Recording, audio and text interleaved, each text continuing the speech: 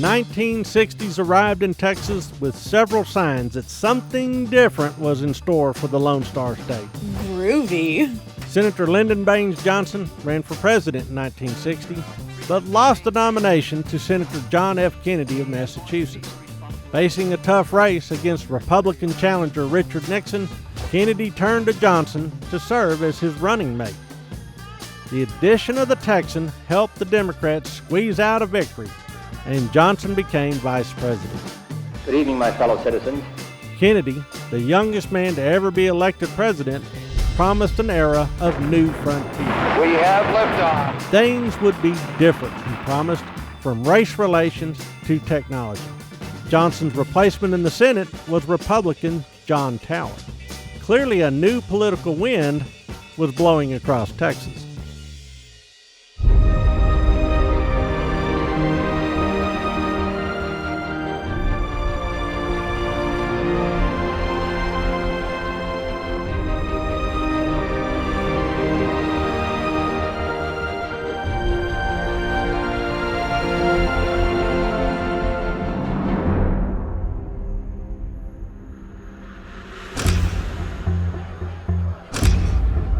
Segregation remained a fact of life in much of the American South, despite many great achievements in the previous years.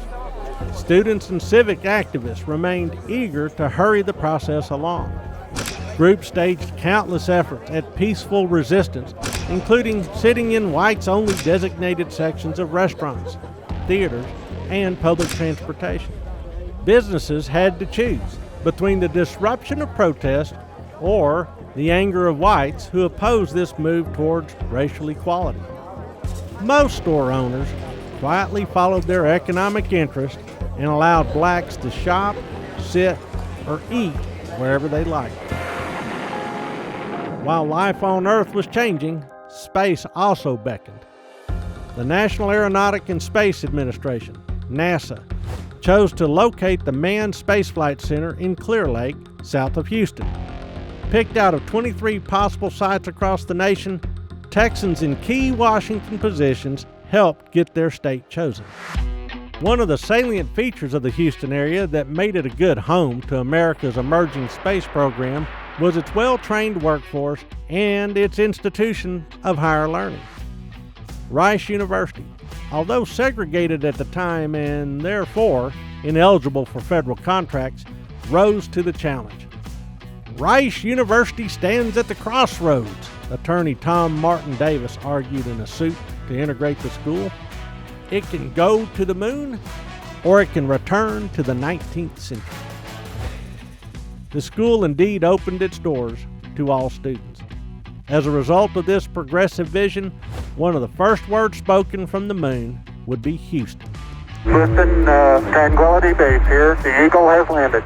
The following year, President Kennedy made a landmark speech at Rice University. We meet at a college noted for knowledge, in a city noted for progress, in a state noted for strength, and we stand in need of all three. Thank you.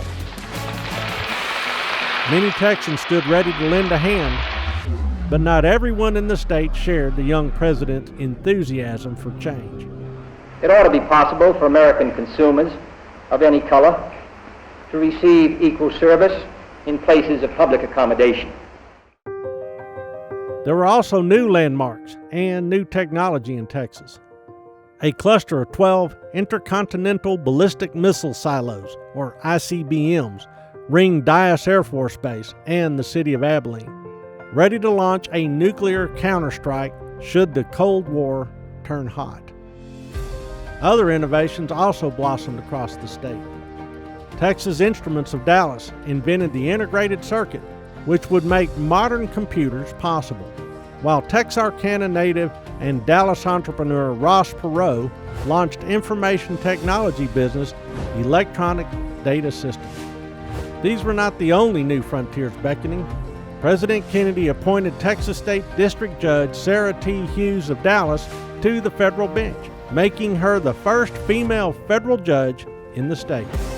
I'm afraid that my political activities are going to be confined to voting in the future.